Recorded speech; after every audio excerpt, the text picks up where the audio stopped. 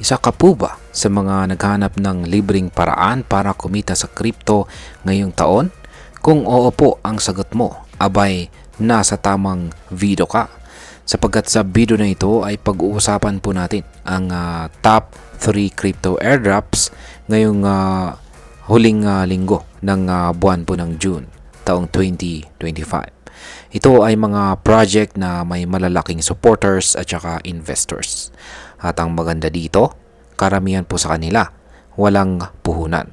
Kailangan mo lang sumali at mag-complete ng ilang mga task at posible ka na pong makatanggap ng mga libreng crypto tokens. Pero teka, ano nga ba ang airdrop dito sa mundo ng crypto? Simple lamang po. Para po itong libreng sample sa grocery. Kapag may bagong project sa blockchain, minsan ay nagbibigay po sila ng free tokens sa mga taong gagamit or susuporta sa platform nila bilang reward at promotion. At ngayong week na ito ay meron pong tatlong project na dapat po nating tutukan. At yan po ay sina Sui, Humanity Protocol at saka si Ritual. Kaya ayan, bago po tayo magpatuloy ay pakibasa na lamang po muna ang disclaimer dito sa ibaba ng ating screen. Ayan, ano nga ba ang inaalok ni Sui sa mga crypto users ngayong linggo? Kaya unahan po natin sa pinaka-unang crypto dito.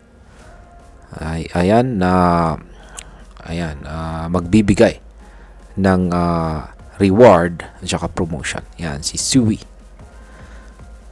Ayan, sa mga hindi pa nakakalam, si Sui po ay isang mabilis at murang layer 1 blockchain na ginawa ng Mistin Labs. Ang kanyang ecosystem ay punong-puno po ng buhay dahil sa mahigit 85 na active project po nito sa kanyang mainnet. At ayon po sa balita ay halos 70 to 80% ng mga ito ay posibleng maglabas ng kanilang sariling airdrops ngayong taong 2025. Kaya ngayong linggo ay inilaunch po ni Sui ang tinatawag nilang Community Passport. Isa po itong NFT na nagpapatunay na isa kang real human user. Sa pamamagitan po ng pag-mint ng passport na ito na naabot lang ng ilang sentimo or cents, maaari ka pong makasali sa mga susunod na airdrop campaigns ni Sui. At paano nga ba makasali? Ayan, simple lamang po. 5 steps lamang. Una ay puntahan mo po ang opisyal na website ng Sui Passport. Pagkatapos ay i-connect mo ang iyong wallet, i-click mo ang Get Your Stamps. Pang-apat ay sagutin ang mga fields at panghuli ay i-mint ang iyong passport. Ang kagandahan po dito, ang airdrop ay may mataas na X-score na 2,204 sa CryptoRank.io. Isa po sa pinakamataas ngayong linggo.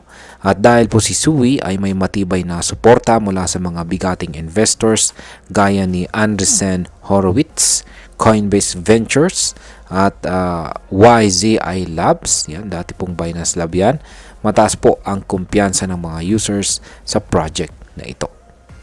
Ngayon ay paano po makakakuha ng libreng token? Mula naman po kay Humanity Protocol. Ayan.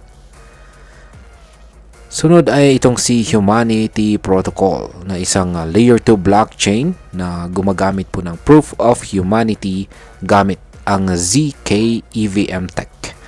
Ang layunin po niya ay bigyan ng decentralized identity system ang mga tao sa pamamagitan po ng palm scan. O tama po ang narinig ninyo, palm scan. Pero huwag ka pong mag-alala. Hindi ito invasive at hindi rin kinokolekta ang personal data. Nag-raise na si Humanity Protocol ng $50 million mula sa mga malalaking kumpanya tulad po ng Pantera Capital, Jump Crypto, Animoca Brands at saka Hash Fund. Ang airdrop nila ay confirm po sa CryptoRank.io at kasalukuyan nasa phase 2 ng kanilang testnet. Kung kasali ka na, tuloy-tuloy lang ang pag-earn ng HP or Humanity Points. Pero kung ngayon ka pa lamang sasali, hindi pa huli ang lahat. At ano nga ba ang mga dapat nating gawin? Yan. Una, ay simple gumawa lang tayo ng ating ID. Pangalawa, ay i-verify po natin ang ating email. Pangatlo ay mag-bridge ng asset papuntang Sepolia testnet. At ang sunod ay sumali po sa Fairdrop waitlist. At ang panghuli ay magpa-roll sa Discord gaya ng verified human. Bukod pa riyan ay may offer din ang Binance Alpha Points na nagbibigay ng H tokens sa mga qualified. Yan, qualified. Oo, bumagsak man ang presyo ng token ng higit 51% matapos po ang Season 1 airdrop, nananatiling promising po ang project na ito dahil sa malawak po nitong suporta at unique na layunin sa identity verification. Yan, ang sunod naman, yan, or ang panghuli ay itong si Ritual. Yan, ano naman ang inihahanda ni Ritual para sa mga airdrop hunters? Yan, ang Ritual ay isa po itong bago at cutting edge na project na may layuning pagsamahin ang AI at saka blockchain. Isa siya sa mga project na sumusunod sa uso ng tinatawag na AI crypto integration. Isang napakainit na trend ngayon dito sa industriya. Si Ritual ay may pondo na umaabot po sa $25 million. Galing po yan sa mga investor tulad ng Polychain Capital, Robot Ventures, Hack VC, at saka Archetype Ventures. Simula po noong June 17 ay nagsimula na po silang tumanggap ng mga applicants para sa kanilang ambassador program. Ito ay para sa mga gusto na maging bahagi ng community at makakuha po ng potensyal na airdrops. Bagamat wala pang official na announcement tungkol sa airdrop structure nito, base sa pattern ng mga katulad ng project tulad ng Venice AI, malaki po ang posibilidad na bibigyan din ng rewards ang mga community participants, testers, or mga developers na active sa platform. Ngayon ay paano po makasali? 3 steps lamang po yan para sumali. Una ay bantayan po ang official website at yan po ang ritual.net. Pangalawa ay sumali po sa X. Yan, dating Twitter yan. At maliban po sa X ay ang Discord channels po nila. At ang pangatlo ay gawin po ang mga social task, bug reports, or mag-develop ng tools kung kaya mo. Pero tandaan po natin, lagi dapat sa official sources lamang manggaling ang mga info. Dahil kung hindi ay baka ma-scam, ikaw po ay baka ma-scam. Marami na ring fake airdrop sa panahon ngayon, kaya extra ingat po palagi. Ngayon ay pag-usapan na po natin ang posibleng maging epekto nito para sa atin bilang mga Pinoy crypto enthusiast.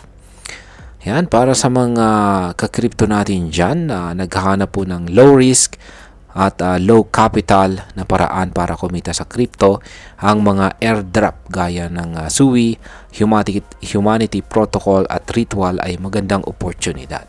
Pero kailangan po natin ng malaking puhunan para makasali. Kailangan lamang po natin ng oras, tiyaga at saka impormasyon. Yan, hindi po natin kailangan ng malaking puhunan para makasali dito. Sa panahong mataas po ang gas fees at mababa ang market sentiments dahil po sa mga geopolitical issue, ang mga libreng airdrop na ito ay nagsisilbing lifeline para sa mga retail investors. Pwede po nating gawing source ng bagong token holdings ang mga ito na pwedeng tumaas pa ang value sa future. Bilang panghuli, ang masasabi ko naman tungkol dito ay para sa akin ang mga ganitong airdrop ay hindi lang basta libreng pera. Isa po itong paraan ng pagsali sa mga bagong technology at community. Habang hindi pa sila ganap na sumisikat, nandyan ka na. Nakilahok ka na. Pero para kang investor na maagang yugto ng isang kumpanya. May risk, oo, pero may malaking reward potential na rin.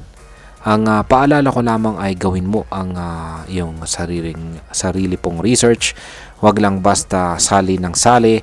Basahin po ang mga white paper, sumali po sa Discord at unawain ang vision ng project. At higit po sa lahat, huwag po natin kalimutan na maging responsable. Sa crypto, ang security mo ay nasa sarili mong kamay. At ayun, hanggang dito na lamang po tayo sa video na ito mga ka-crypto. Marami pong salamat sa panonood. Ingat po tayo lagi at God bless po sa ating lahat.